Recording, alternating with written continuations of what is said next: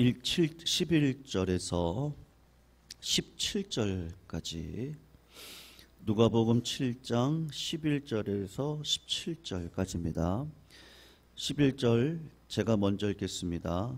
그 후에 예수께서 나인이란 성으로 가실새 제자와 많은 무리가 동행하더니 성문에 가까이 이르실 때에 사람들이 한 죽은 자를 메고 나오니 이는 한 어머니의 독자요 그의 어머니는 과부라.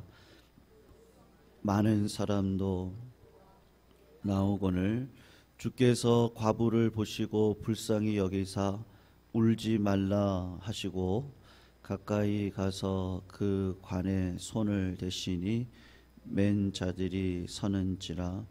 예수께서 이르시되 청년아 내가 내게 말하노니 일어나라 하시매 죽었던 자가 일어나 앉고 말도 하거늘 예수께서 그를 어머니에게 주시니 모든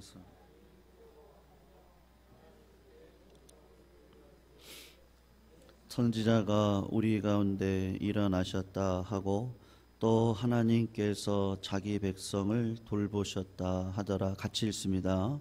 예수께 대한 이 소문이 온 유대와 사방에 두루 퍼지니라. 아멘.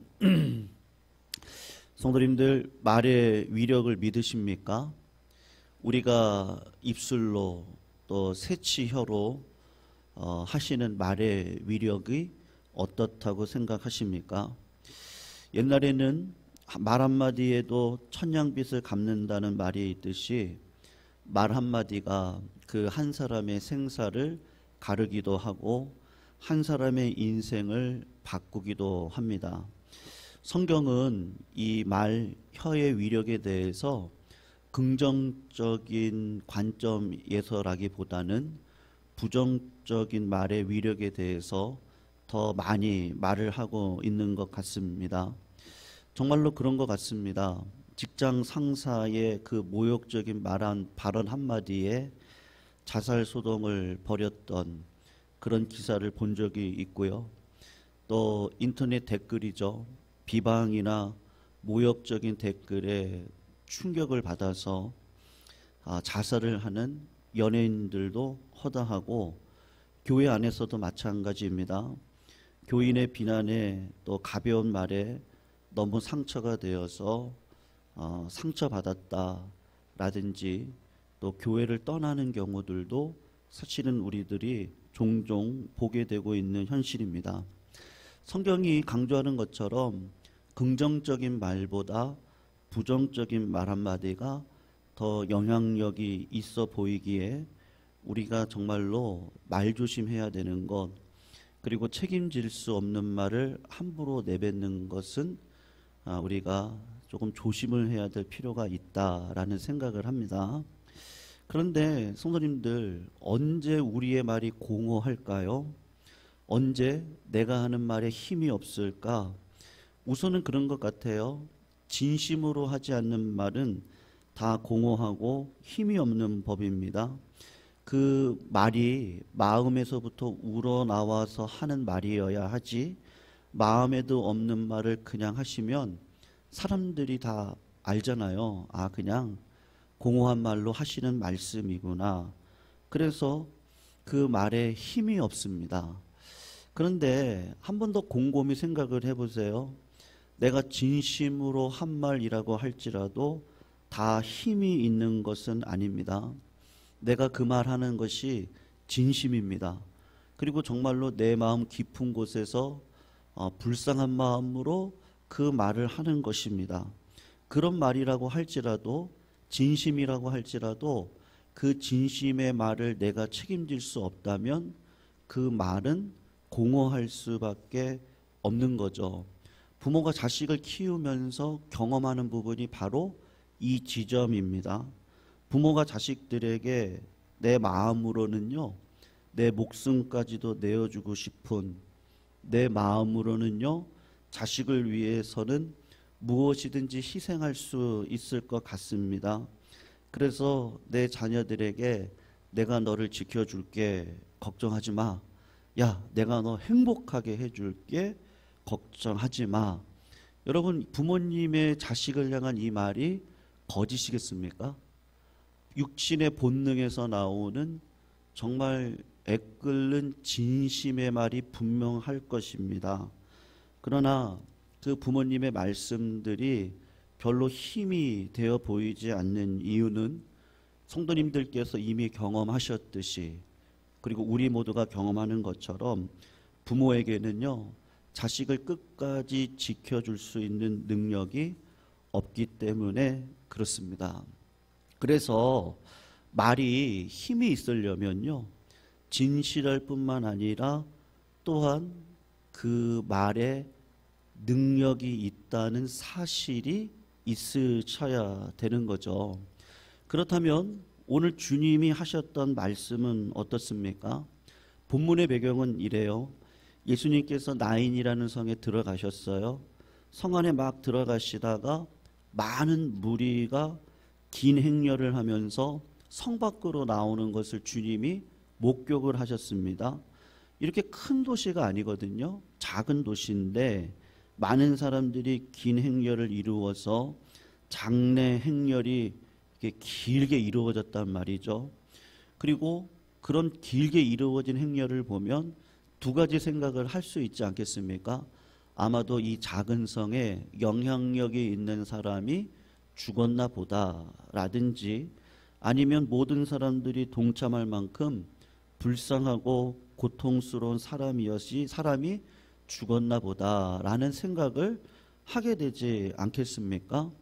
성 밖으로 나가는 그 긴 행렬과 마주쳐서 주님께서 유독 그 긴 행렬 가운데 유독이 슬퍼하는 한 여자를 주목해 보셨습니다. 그 여인은 그야말로 걷는 것조차도 감당할 수 없을 만큼 고통스럽고 절망스러운 모습을 하고 있는 것을 주님이 보셨겠죠. 성경은 그렇게 슬피 울고 있는 여자가 과부다. 그리고 죽은 사람은 그 과부의 외아들 독자였다라고 설명을 하고 있습니다. 모든 죽음이 애석하고 슬프지만 이 여인의 슬픔은 말로 다 할 수 없는 어려운 것이었고 슬픔이었을 것입니다. 왜냐하면 그녀의 인생이 예측이 되잖아요. 언제인지 몰랐는데 남편하고 사별했어요. 남편을 먼저 보내면서 아마 이 여인은 충분히 고통스러웠고 충분히 외로웠을 겁니다. 사랑하는 남편을 사별했기 때문일 것입니다. 그래서 이 여인에게 있어서는 외로움이 뭔지, 혼자 산다는 게 어떤 것인지, 그리고 여자 혼자의 몸으로 생계의 끼니를 이어가면서 독자 아들을 키워가는 것이 얼마나 고통스러운지를 충분히 경험하지 않았겠어요? 그래서 때로는 홀로 여자를 키워야 되는 그 당시 사회적인 문화 속에서 받아야 되는 그 수치감, 그걸 참고 자식을 키워내고 경험하는 또 소외감, 외로움, 이런 것들을 충분히 경험했을 겁니다. 아마 너무너무 힘들었을 겁니다. 남편과 사별하고 그래도 내가 힘을 얻고 그래도 내가 소망 갖고 살아갔던 이유가 뭐였겠어요? 이 여인에게 있어서는 이 독자 아들 하나 바라보고 그래도 내가 견딜 수 있었고, 이 아들 때문에 내가 수치를 당해도 괜찮았고, 이 아들 때문에 그래도 외로움을 견디고, 이 아들을 바라보고 내 자식 잘 되는 것 바라보며 인생을 견디고 살아오지 않았겠습니까? 아들이 소망이었고 아들이 힘이었을 것입니다. 그런데 그 아들이 죽었습니다.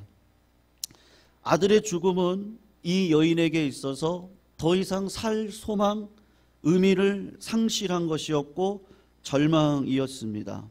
남편을 먼저 보내고 자식까지 보내야 되는 여인의 아픔을 우리가 어떻게 이해할 수 있겠어요? 아들이 죽고 난 다음에 이 장례가 일반적인 장례 절차를 따랐다면 하루가 지나지 않아서 급하게 진행되어지는 장례였을 겁니다. 그 당시 유대인들의 관습으로는 시체를 손에 대는 일은 부정적인 일이었기에 빨리 치르고 싶었을 겁니다.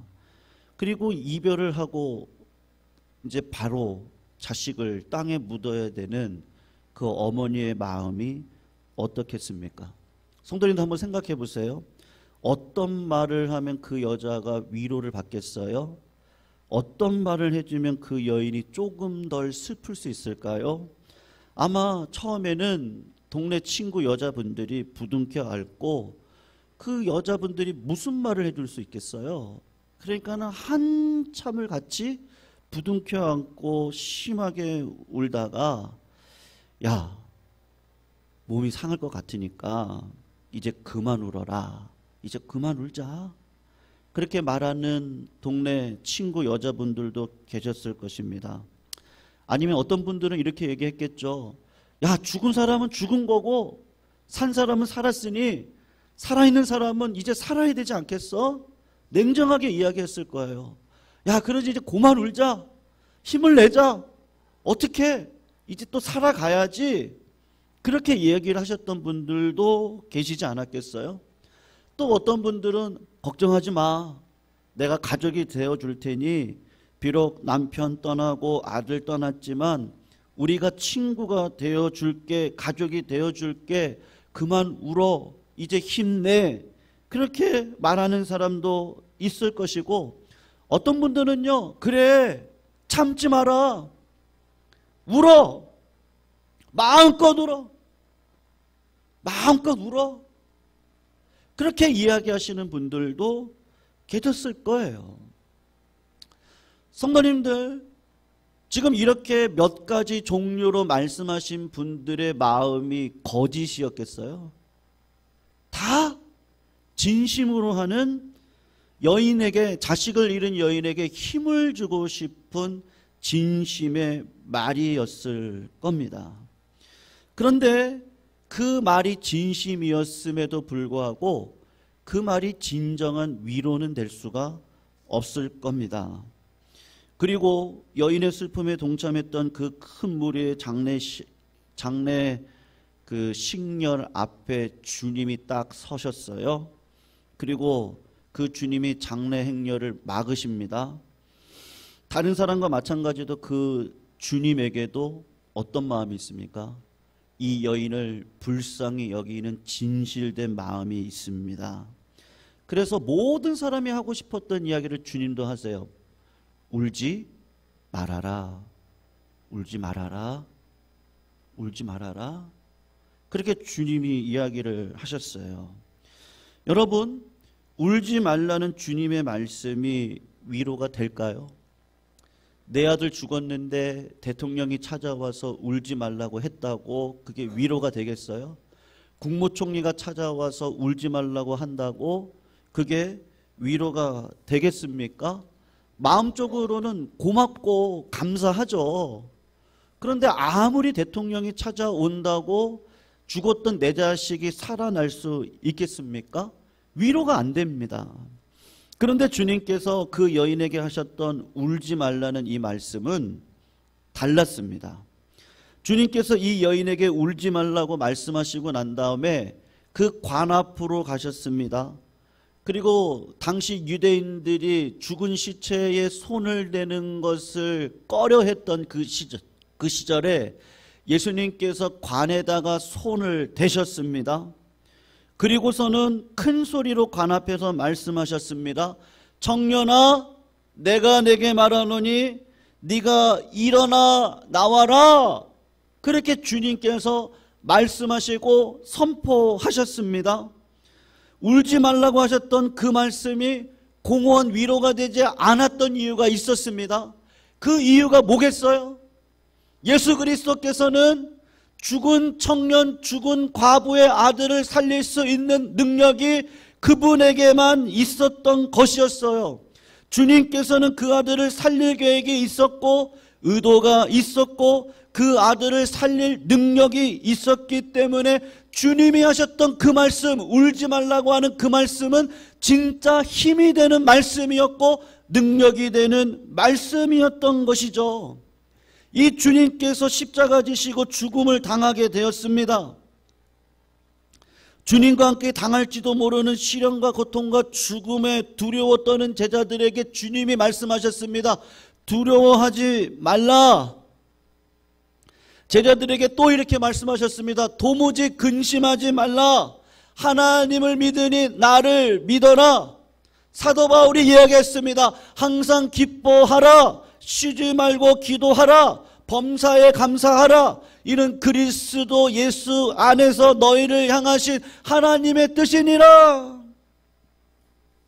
지금도 고난 가운데 있는 사람들, 고통과 상실 중에 있는 사람들에게 오늘 주님이 우리들에게 두려워하지 말아라, 울지 말아라, 항상 기뻐하라, 쉬지 말고 기도하라, 범사에 감사하라. 이게 공허하지 않는 이유가 있어요. 그냥 따뜻하고 진심으로 여러분들을 위로하는, 그래서 울지 말라고 이야기하는 주변 사람들의 말과 다르게 우리 주님이 하시는 그 말에는요, 진짜 능력이 있는데 그것을 믿으시기를 주님의 이름으로 축원합니다. 왜 그렇습니까? 우리 주님이 부활하셨기 때문이죠.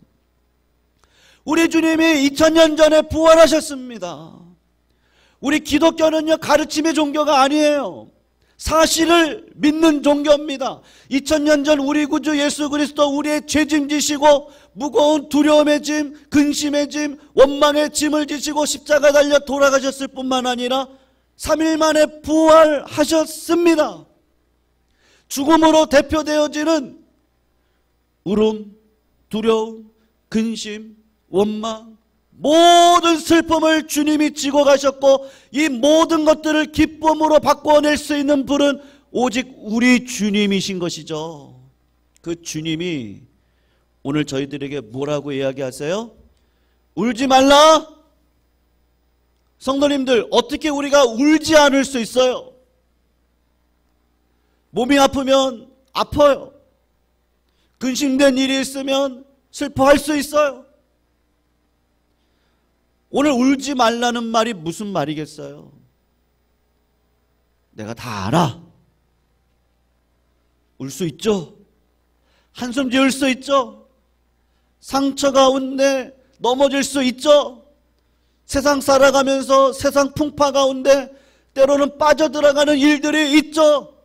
근데 주님이 오늘도 뭐라 그러세요? 다시 일어나라. 기뻐해라. 감사해라.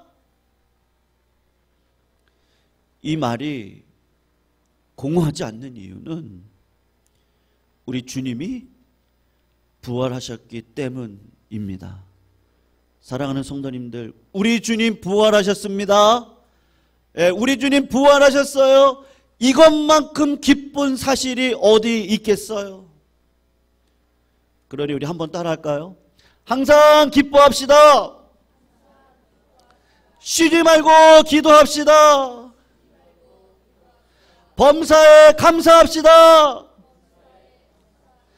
이는 그리스도 예수 안에서 너희를 향하신 누구의 뜻이라고요? 하나님의 뜻이라고요.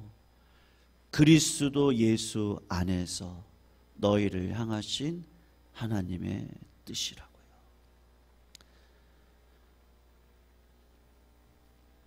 장례 치르면서요, 수많은 장례를 치렀습니다만